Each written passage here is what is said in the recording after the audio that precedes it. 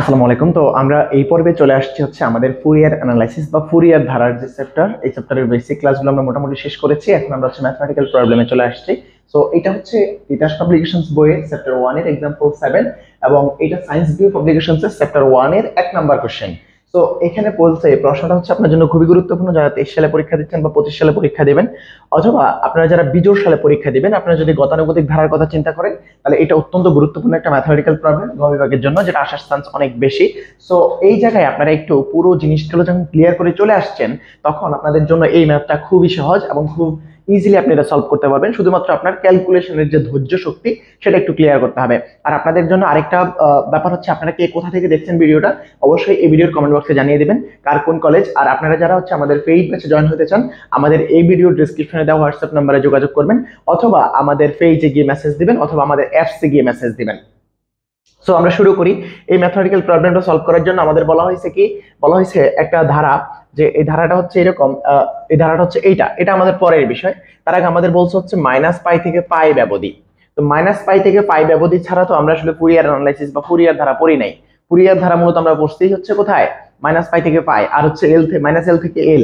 তো সাধারণত আমরা মাইনাস পাই থেকে পাই ব্যবধিতে ফুরিয়ার ধারা বের করছিলাম। তো এবার এই মাইনাস পাই থেকে পাই ব্যবধিতে আমরা একটু এখানে একটু কথা বলি। এই যে এইটা, এখানে আমাকে বলেন তো, এখানে কি এক্স এর মান কি মাইনাস পাই হবে?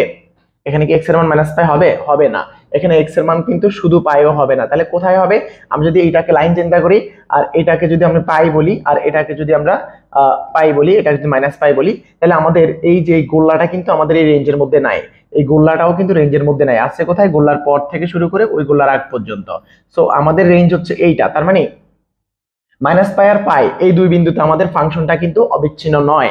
মাইনাস পাই এবং পাই এই দুই বিন্দুতে ফাংশনটা কি নয়? অবিচ্ছিন্ন নয়। তাহলে মাইনাস পাই থেকে ভিতরে এবং পাই থেকে আগে, এই অঞ্চলের মধ্যে আমাদের এই ফাংশনটা হচ্ছে কি অবিচ্ছিন্ন। তাহলে অবিচ্ছিন্ন নয় এরকম কোন বিন্দুতে আমরা যদি কোনো ফাংশনের লিমিটিং ভ্যালু নির্ণয় করতে চাই, তখন আমাদের যে মানটা বের করতে হবে, যেমন ধরো এই যে এক্স এর মান এখানে মাইনাস পাই এবং পাইতে ফাংশনটা অবিচ্ছিন্ন নয়, তাহলে এই অবিচ্ছিন্ন নয় এরকম কোন বিন্দুতে, অবিচ্ছিন্ন নয় এরকম কোন বিন্দুতে আমরা যদি ফুরিয়ার ধারার জন্য মান নির্ণয় করতে চাই, তখন আমরা মনে করি ধরো এ x equals to plus minus a বিন্দুতে ফাংশনটা বিচ্ছিন্ন, x equals to plus minus a বিন্দুতে ফাংশনটা বিচ্ছিন্ন, তাহলে আমাদের f of a equals to হচ্ছে half of f of a, f of a plus f of a minus 0 plus f of minus a plus 0। এটা হচ্ছে আমাদের যখন কোনো একটা ফাংশন নির্দিষ্ট রেঞ্জের বাহিরের কোনো বিন্দুতে অবিচ্ছিন্ন নয় হয়, অর্থাৎ বিচ্ছিন্ন হয়, তখন ফুরিয়ার ফাংশনের জন্য বা ফুরিয়ার ধারার জন্য আমরা সেখান থেকে তার ভ্যালু বের করার সূত্র হচ্ছে এইটা। আপনারা এই জিনিসটা একটু মনে রাখবেন, এবং এই জিনিসটা আমাদের পরবর্তীতে লাগবে, এই ম্যাপটা করতে গেলে এটা শেষের অংশটা লাগবে। যে কারণে আমি আপনাদেরকে আগেই বলে দিলাম যে বিচ্ছিন্ন এরকম কোনো বিন্দুতে ফুরিয়ার ধারার মান বের করতে গেলে তাহলে আপনাকে এই সূত্র দিয়ে বের করতে হবে। এটা হচ্ছে বিচ্ছিন্ন কোনো বিন্দুতে ফুরিয়ার ধারার মান নির্ণয়ের সূত্র, বিচ্ছিন্ন কোনো বিন্দুতে ফুরিয়ার ধারার মান নির্ণয়ের সূত্র। আশা করছি এই সূত্রটা আপনারা সবাই ক্লিয়ার। আর এই জিনিসটা আমরা হচ্ছে একটু পরে এই ধারা বের করার জন্য ব্যবহার করব। সো এবার চলে আসেন, আমরা মূলত অঙ্কটা শুরু করি। আমাকে বলছে প্রথমত ফুরিয়ার ধারা নির্ণয় করো, রাইট?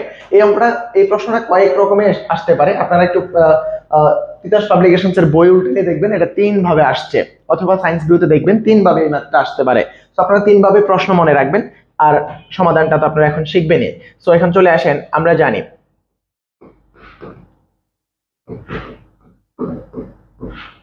আমাদের বলছে কি, আমাদের বলছে ফুরিয়ার ধারা নির্ণয় করো, রাইট? আমাদের ফুরিয়ার ধারা বের করতে। তো আমরা জানি কি, আমরা জানি মাইনাস পাই পাই ব্যবধিতে এফ অফ এক্স ফাংশনের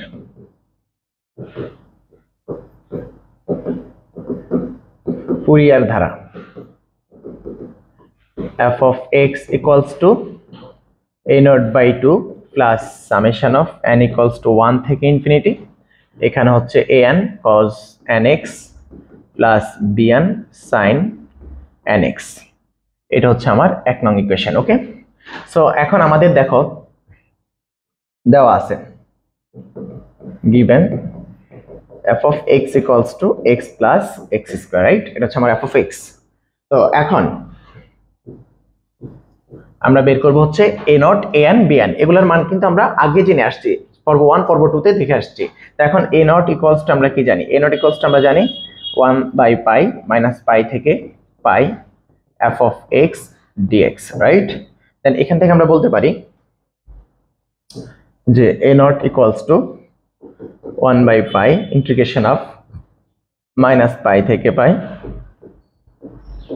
x plus x square dx। এখন আমাদের যে ফাংশনটা, এটা কিন্তু জোড় ফাংশন একটা অংশ আছে, বিজোড় ফাংশন একটা পার্ট আছে। সো আমি জোড় ফাংশন, জোড় পার্ট আর বিজোড় পার্ট নিয়ে কাজ করব। তাহলে আমরা এখন এবার জোড় ফাংশন বিজোড় ফাংশনের বৈশিষ্ট্য অনুসারে আমরা এখানে একটু ভাঙাই। এখান থেকে আমরা লিখতে পারি বা a naught equals to 1/π integration of minus pi থেকে পাই x dx। এই অংশটা বিজোড়, কারণ এই অংশের মধ্যে x এর জায়গায় মাইনাস x বসালে মাইনাস x পাওয়া যায়। সো অর্থাৎ এখানে f of minus x equals to minus f of x হয় এই অংশটা, আর এই অংশটাতে কি হয় 1/π ইন্টিগ্রেশন অফ মাইনাস পাই থেকে পাই x স্কয়ার dx। আমরা ঠিক আগের পর্বে জোড় ফাংশন বিজোড় ফাংশন কি জিনিস সেটা পড়িয়েছি। সো আপনারা যারা এটা বুঝেন নাই, আগের পর্ব দেখেন নাই, আপনারা অবশ্যই আগের পর্বটা দেখে আসবেন। ওকে, তো আমরা এখন এই ফাংশনটাকে আলাদা আলাদা লিখছি। এখানে একটা পার্ট হচ্ছে বিজোড় আর একটা পার্ট হচ্ছে জোড়। তো আমরা কি জানি, আমরা জানি হচ্ছে বিজোড় ফাংশনের জন্য, বিজোড় এটা হচ্ছে বিজোড়ের জন্য, বিজোড় ফাংশনকে আমরা যদি মাইনাস a থেকে a এর মধ্যে ইন্টিগ্রেশন করি, এটা যদি f of x dx, এটা যদি বিজোড় ফাংশন হয়, যদি বিজোড় হয় তাহলে অ্যান্সার হবে 0। আর যদি আমরা জোড় ফাংশনকে মাইনাস a থেকে a এর মধ্যে ইন্টিগ্রেশন করি, তাহলে রেজাল্ট হবে কত? রেজাল্ট হবে হচ্ছে 2 ইনটু ইন্টিগ্রেশন অফ 0 থেকে a f of x dx। এটা হচ্ছে জোড় ফাংশন আর বিজোড় ফাংশনের জন্য সূত্র। এটা আমরা আগের পর্বে শেষের অংশে পড়েছি। এটা হচ্ছে জোড়ের জন্য, জোড় ফাংশনের জন্য এটা, আর বিজোড় ফাংশনের জন্য এটা। সো আমরা এখন দেখেন এই যে এখানে মাইনাস a থেকে a এর মধ্যে ইন্টিগ্রেশন করতেছি, এটা একটা বিজোড় ফাংশন। এই যে x টা একটা বিজোড় ফাংশন, কারণ x এর মধ্যে মাইনাস x বসালে ওটা মাইনাসই থেকে যায়। সো এটা হচ্ছে একটা বিজোড় ফাংশন, সো এটার आंसर হবে এই সূত্র অনুসারে 0। আর এটা একটা জোড় ফাংশন, সো এটাকে আমরা লিখতে পারি হচ্ছে এটা। তো এটা মানে কি? এটা মানে হচ্ছে আমরা এখান থেকে লিখতে পারবো যে এটা 0 আর এটা হবে 1/π, আর এটা হবে 2 ইনটু ইন্টিগ্রেশন অফ 0 থেকে পাই x স্কয়ার dx। আশা করছি এতটুকু ক্লিয়ার। সো এবার এখানে চলে আসো 2/π, এটাকে ইন্টিগ্রেশন করলে x³ 3, আর লিমিট বসানোর কৌশল আপনারা ইন্টারেই শিখে আসছেন 0 থেকে পাই। তো একবার বসিয়ে দেন।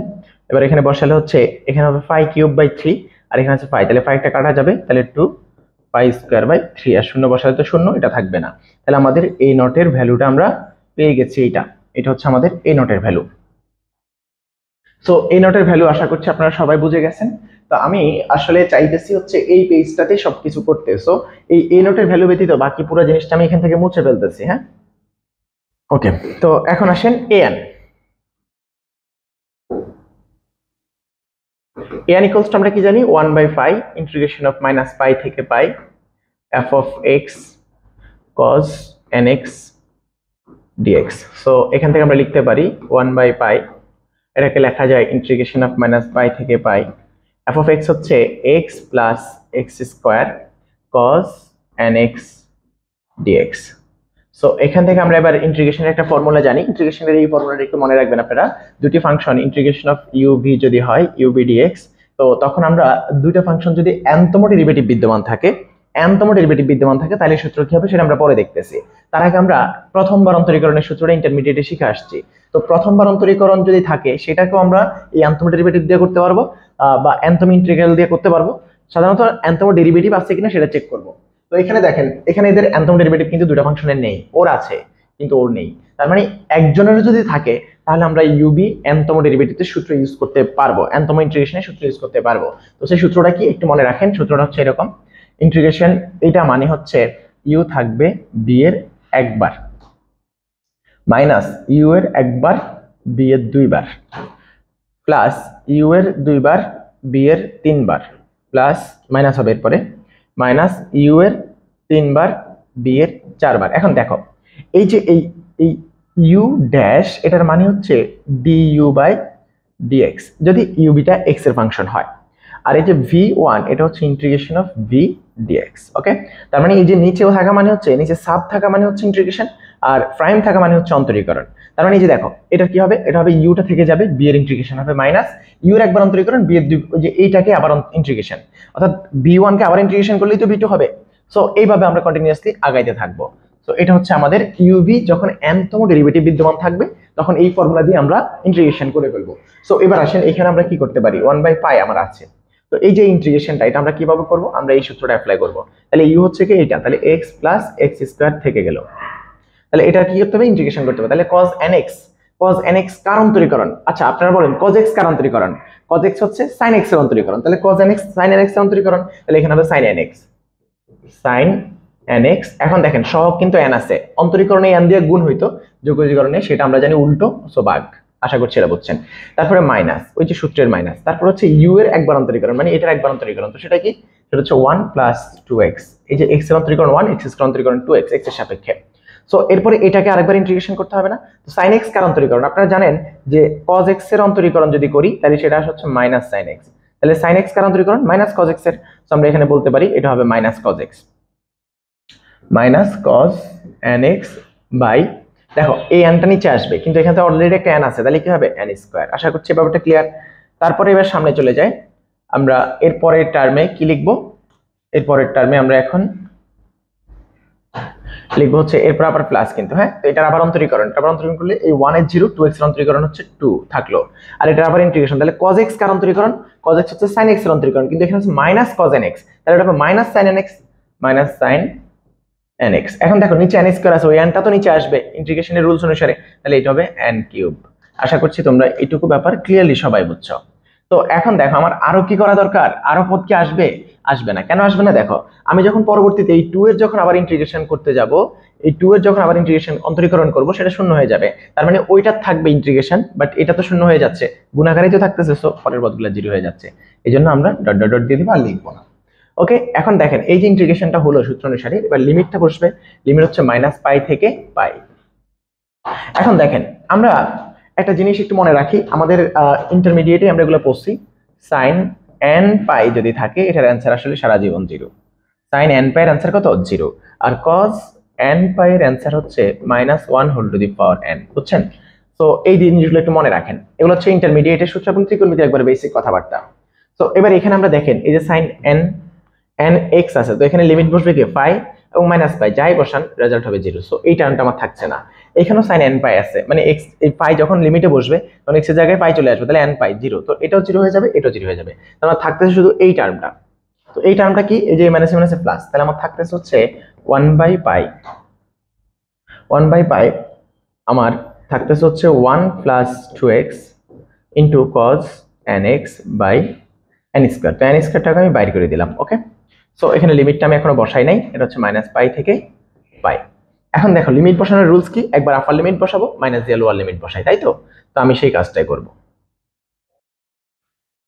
সো এখানে চলে আসেন, এবার আমরা এখানে একবার লিমিট বসাই। লিমিট বসালে কি হয়, 1/n স্কয়ার π।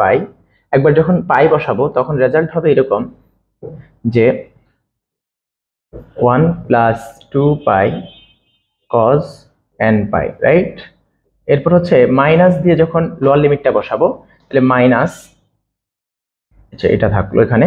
তো মাইনাস দিয়ে আমি যখন লোয়ার লিমিটটা বসাবো তাহলে হচ্ছে কি, তাহলে হচ্ছে আমার এখানে হবে 1 মাইনাস 2π, তারপর হচ্ছে cos -nπ। তো -nπ আর nπ একই কথা, কারণ cos θ মানে হচ্ছে cos θ।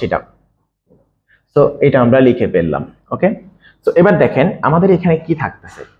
আমাদের এখন যদি আমরা হিসেব করে দেখি যে এখানে থাকতেছে 1 cos nx, এখানে থাকতেছে -1 cos nx। তো -1 cos nx আর এই যে 1 cos nx বাদ চলে যাবে। তারপর এখন দেখেন এই মাইনাস আর এই মাইনাস কি হয়ে যাবে, প্লাস। তাহলে প্লাস 2π cos nx আর এদিকে আছে প্লাস 2π cos nx, তাহলে কি হচ্ছে 4π cos nx। তাহলে টোটাল এই যে হিসেবটা করলে আমার থাকতেছে কি 4π cos nx।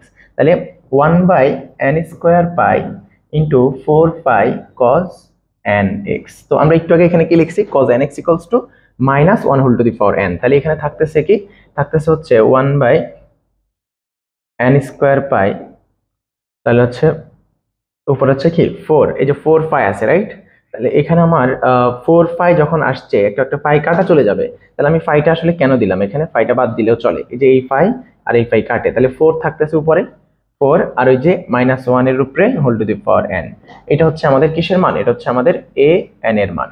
তো আশা করছি আমরা সবাই an এর মানটাও বুঝে গেছি। তাহলে আমার এখানে এই নটের মান, এই n এর মানটা আমি এই দিক দিয়ে লিখে রাখি, বাকিটা মুছে ফেলবো। তাহলে 4 ইন্টু -1 এর whole to the power n by হচ্ছে কি, বাই হচ্ছে আমাদের n স্কয়ার। এটা হচ্ছে আমাদের a n এর ভ্যালুস। এখন আমরা b n এর ভ্যালুসটা বের করব একইভাবে। হ্যাঁ,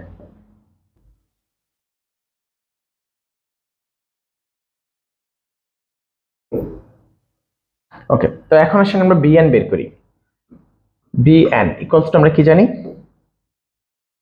bn equals to 1 by pi integration of minus pi থেকে পাই, তারপর হচ্ছে f of x into sine nx dx। আশা করছি এটা আপনারা জানেন। সো এবার এখান থেকে আমরা মানগুলো বসায় দিই যে 1 by pi integration of minus pi থেকে পাই, এদিকে থাকতেছে আমার f অফ x এর মান হচ্ছে x প্লাস x স্কোয়ার, আর এদিকে থাকতেছে সাইন nx dx। সো এটাও আগের সূত্রটা একটু আগে আমরা an যেভাবে বের করেছি, তো সেটা কি, সেটা হচ্ছে আমরা জানি ইউভি মেথড। এটা হচ্ছে মাইনাস পাই থেকে পাই, এটা হচ্ছে ইন্টিগ্রেশনটা যখন করব তখন তো আর এটা থাকবে না, এটা বসিয়ে উঠাইয়া দিই। আমি থার্ড ব্র্যাকেট নিয়ে আসলাম, তাহলে x প্লাস এক্স স্কোয়ার এটা থাকলো, এটার ইন্টিগ্রেশন হবে সাইন এক্স কার অন্তরীকরণ মাইনাস কজ এক্স এর অন্তরীকরণ, তাহলে minus cos n x by n. এটা হচ্ছে আমাদের প্রথম ধাপ শেষ। এরপরে মাইনাস এটার অন্তরীকরণ 1 প্লাস 2x এটা থাকলো, এটার আবার ইন্টিগ্রেশন, এটাকে আবার ইন্টিগ্রেশন করলে কজ এক্স কার অন্তরীকরণ, কজ এক্স হচ্ছে সাইন এক্স এর অন্তরীকরণ, কিন্তু মাইনাস কজ এক্স কার অন্তরীকরণ মাইনাস সাইন এক্স, তাহলে এখানে minus sine nx by n, but এই যে এখানে n একটা আছে সে কারণে n স্কয়ার।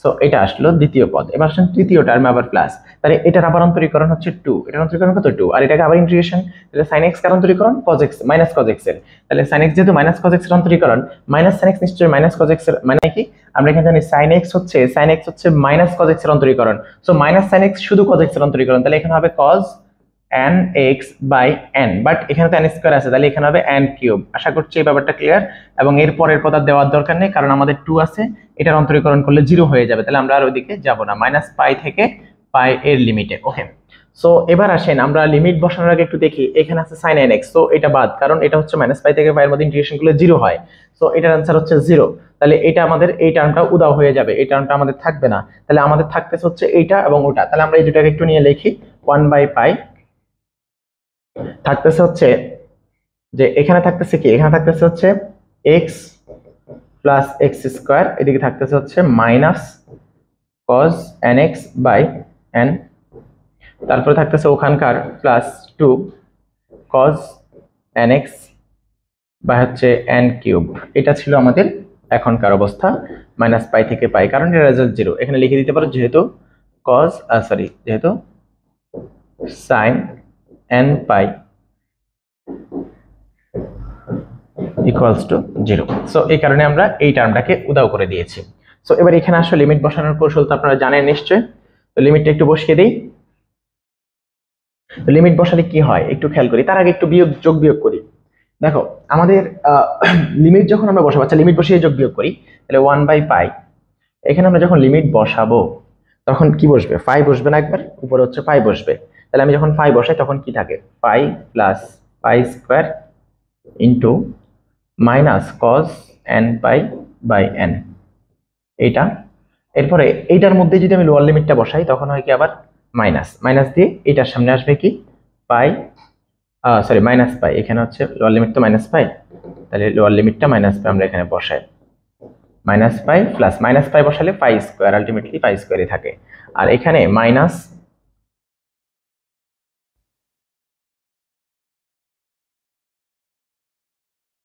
তাহলে আপার লিমিট বসালাম, মাইনাস দিয়ে এখন আমরা লোয়ার লিমিটটা বসাচ্ছি।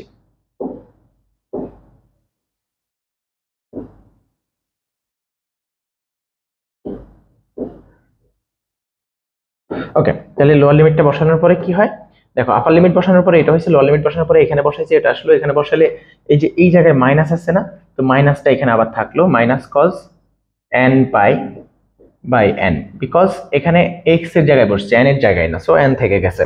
সো এটা হচ্ছে এই অংশের আপার লিমিট লোয়ার লিমিট বসানোর কাজ শেষ। এরপর আবার প্লাস প্লাস এখানে আসো, এখানে আমরা কি করব, একবার আপার লিমিট বসাবো আবার লোয়ার লিমিট বসাবো, তো দেখো একবার আপার লিমিট আবার লোয়ার লিমিট যদি এখানে বসায়, এখানে একবার বসবে পাই, একবার বসবে পাই, আর আরেকবার বসবে হচ্ছে মাইনাস পাই, তাহলে আমরা এখানে দেখতে পেলাম কি, এখানে আমরা দেখতে পেলাম যে এই যে 2 cos n পাই বাই হচ্ছে n কিউব, রাইট। এরপর মাইনাস দিয়ে 2 cos মাইনাস n পাই মানে তো n পাই আসলে, হ্যাঁ, তো তো এখানে হচ্ছে n কিউব। দেখো এটা কিন্তু চলে যাচ্ছে, এই যে এই টার্ম কিন্তু আসলে বাদ চলে যায়, তাহলে ওটার আর কোনো ভ্যালুয়েশন আমাদের এখানে নেই।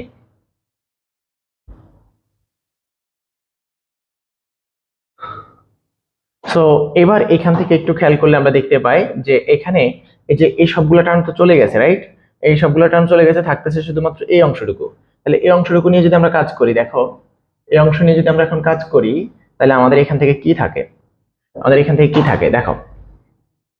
এই অংশটুকু একটু ভালোভাবে হিসেব নিকাশ করতে হবে আমাদের, হ্যাঁ?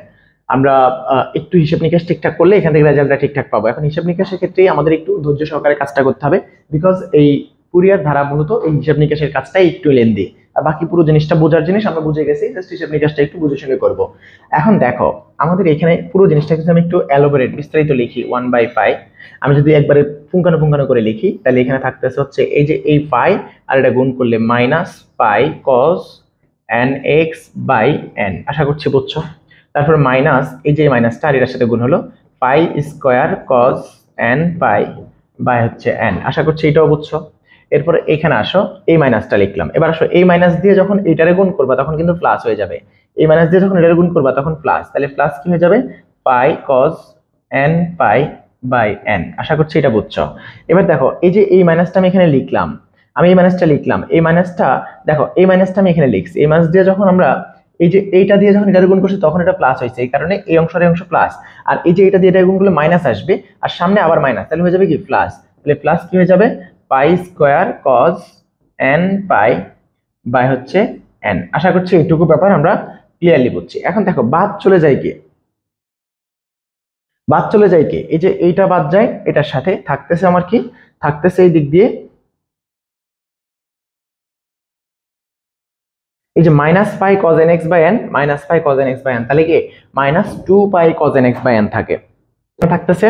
এটা সমান কি থাকতেছে, আমি এই পাশ দিয়ে লিখতেছি minus pi cos n x by n, minus pi cos n x by n, এদিকে একটা পাই আছে, তাহলে 1/5 minus 2 pi cos n pi by হচ্ছে এন, বাই হচ্ছে এন, তাহলে এর নিচে একটা এন থাকতেছে। এখন দেখো এই পাই আর এই পাই কাটে, তাহলে বি এন ইকুয়ালসটা আমার থাকতেছে এটা কি -2, এই যে এটা মানে কিন্তু আমরা একটু আগে দেখে আসছি -1 whole to the power n, আর নিচে থাকতেছে হচ্ছে আমার n, আশা করছি এটা বুঝছো। এটাই হচ্ছে আমাদের bn এর মান -2 -1 whole to the power n by n, -2 -1 whole to the power n by n। এই পুরো জিনিসটা মুছে ফেলি, এখন আমরা ফুরিয়ার ধারা চলে যাই। bn এর মানটা আমি এদিকে লিখে দেই, এই যে bn -2 -1 whole to the power n by হচ্ছে n, এটা হচ্ছে আমার bn এর ভ্যালুস, আর বাকি সব আমার এখান থেকে এখন সরে যাবে। তাহলে আমরা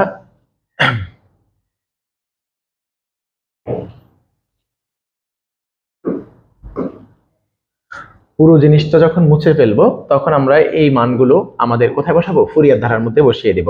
তাহলে এবার আসো ফুরিয়ার ধারার মধ্যে আমরা যে ধারাটা লিখে রাখছি সেই ধারার মধ্যে আমরা এখন মানগুলো বসিয়ে দিই, ওই যে a not a n b n এর মান বসাবো। তাহলে এইখানে আমরা এইখানে এই জিনিসগুলো একটু মুছে ফেলি। ওকে, এবার আসো ফুরিয়ার ধারার এই যে এখানে 1 নং এর মধ্যে মানগুলো বসিয়ে দিই। তাহলে 1 নং থেকে পাই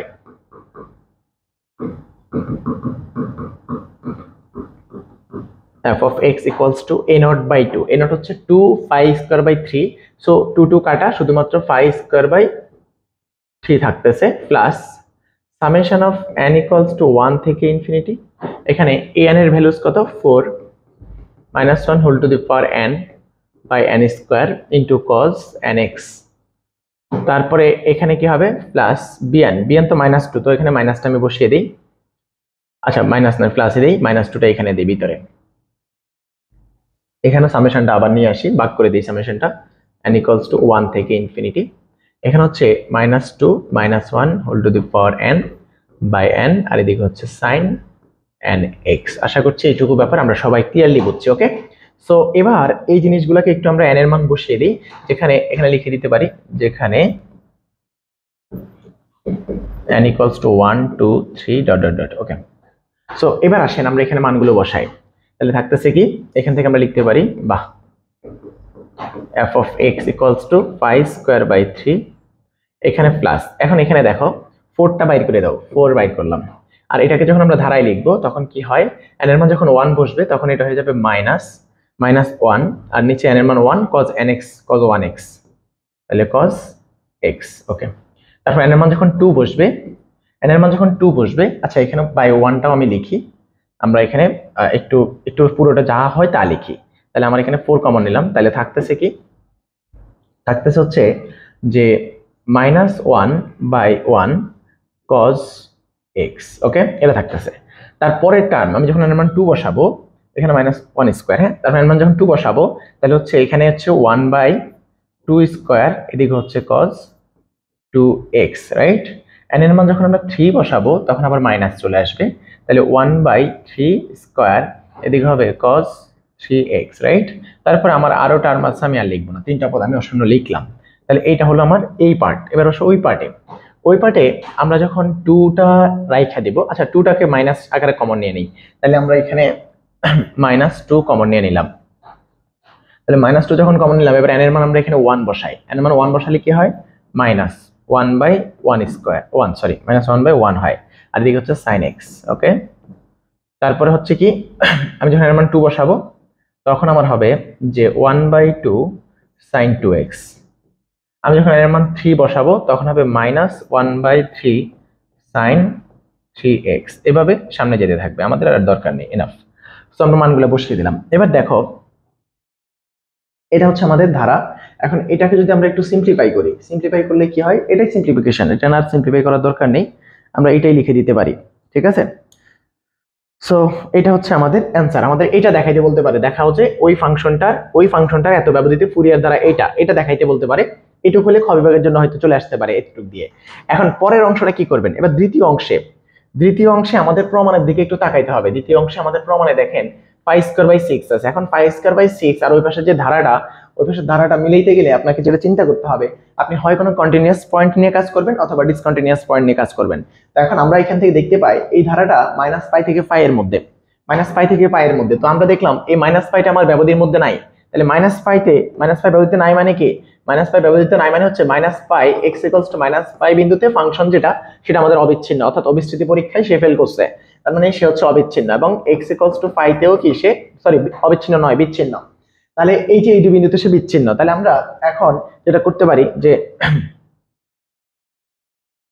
আমরা এখন লিখবো কি, যেহেতু x ±π বিন্দুতে f of x বিচ্ছিন্ন,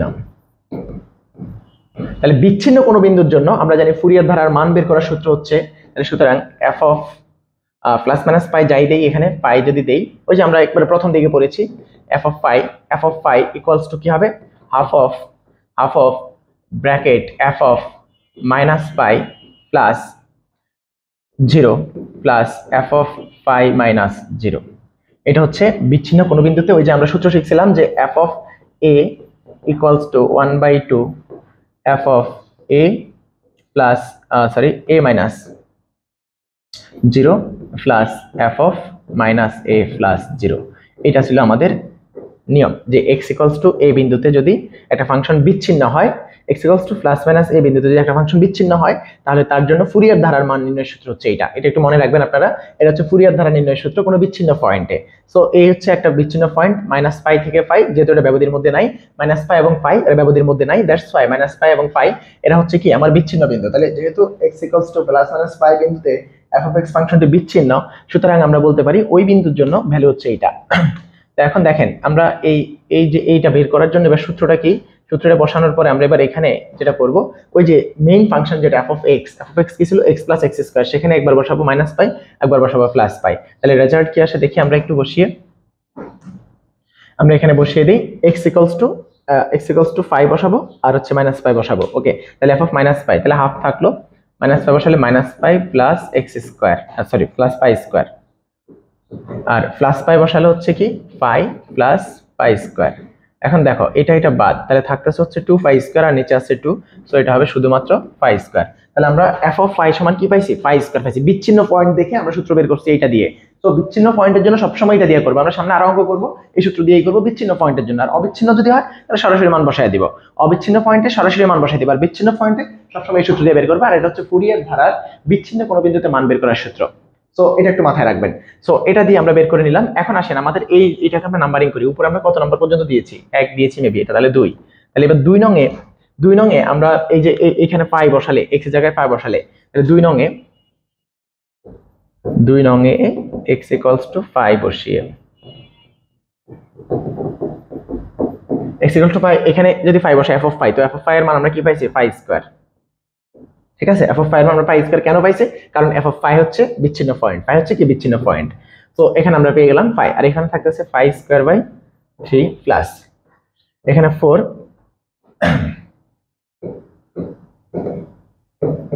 থাকলো আর এখানে দেখো -1/1 স্কয়ার cos phi এর মান হচ্ছে কত cos phi এর মান হচ্ছে -1 তাহলে এখানে থাকতেছে -1 আবার cos 2 phi এর মান হচ্ছে +1 তাহলে হচ্ছে +1/2 স্কয়ার তারপরে cos 3 phi এর মান হচ্ছে -1 তাহলে এখানে আছে মাইনাস তাহলে আলটিমেটলি আমরা এরপরটা লিখব হচ্ছে -1/3 স্কয়ার তারপরে প্লাস ডট ডট ডট ওকে এটা লিখলাম। এরপরে এখানে দেখো এখানে n phi এর মান আমরা জানি কি 0 তাহলে এখানে phi বসালে আসলে বড়টা কি আসে পড়বে -2 * 0 ওকে নো প্রবলেম -2 * 0 পুরোটা 0 কেন কারণ n phi এর মান আমরা জানি 0 তো এখানে দেখো সবগুলো প্লাস হয়ে যাচ্ছে রাইট। তাহলে আমরা এখান থেকে লিখতে পারি বাহ যে phi square minus phi square by 3 equals to 4 into এই যেগুলো plus 4 into 1/1 square plus 1/2 square plus 1/3 square plus dot dot dot. আশা করছি এতটুকু ব্যাপার ক্লিয়ারলি বুঝছো। তো এখন দেখো এখানে একটু হিসাব নিকাশের বিষয় আছে, আমরা এখন এখানে যোগ বিয়োগটা করব। phi স্কয়ার থেকে phi স্কয়ার বাই 3 কে বাদ দিব, তাহলে phi স্কয়ার থেকে phi স্কয়ার বাই 3 যদি বাদ দেই তাহলে কি থাকে বলেন তো phi square minus phi square তাহলে 3 phi square minus 2 phi square মানে phi স্কয়ার এখানে থাকতেছে কত এই যে phi স্কয়ারের রসাও করলে এখানে থাকতেছে বা আমরা লিখতে পারি 3 phi square minus phi square মানে 2 pi square 2 pi square by 3 আর এই যে 4 টাকে এই পাশে পাঠিয়ে দিলে ইনটু 4 ইকুয়ালস টু থাকতেছে এইটা 1/1 স্কয়ার তো আমি এটা 1/1 স্কয়ার না লিখে শুধু 1 লিখি আর এটা হচ্ছে 1/2 স্কয়ার এটা হচ্ছে 1/3 square plus dot dot dot. তো এখান থেকে কাটাকাটি করলে আমরা লিখতে পারি যে phi square by 6 equals to 1 plus 1/2 square plus 1/3 square plus dot dot dot. So এইটা আমাদের প্রমাণ করতে বলছে, সো আমরা এইটাও প্রমাণ করে ফেললাম। সো এটা ছিল আমাদের চ্যাপ্টার 1 এর 7 নম্বর एग्जांपल কোথাকার তিতাস পাবলিকেশনস এবং সায়েন্স ভিউ পাবলিকেশনস এর চ্যাপ্টার 1 এর 1 নম্বর एग्जांपल। সো আশা করছি এই ম্যাথটা আপনারা সবাই নিজ নিজ মতো করে বুঝতে পারছেন এবং পরীক্ষার হলে আসলে যেন এটা দিয়ে আসতে পারেন। আপনাদের মেইন পয়েন্ট হচ্ছে এই যে এই জায়গাটা এটা একটু ভালো করে মনে রাখবেন, এটা হচ্ছে ফুরিয়ার ধারার অবিচ্ছিন্ন পয়েন্টের মান নির্ণয়। বিচ্ছিন্ন পয়েন্টে মান নির্ণয়ের সূত্র হচ্ছে এটা আমি প্রথমে আলোচনা করছি এবং অঙ্কের মাঝখানে কোথায় লিখেছে সেটাও বলে দিয়েছি। সো কোনো রকমের ভুল করা যাবে না পরীক্ষার হলে। ঠিক আছে, ভালো থাকবেন, সুস্থ থাকবেন, আসসালামু আলাইকুম। পরের পর্বে আমরা অন্য কোনো ম্যাথ করব।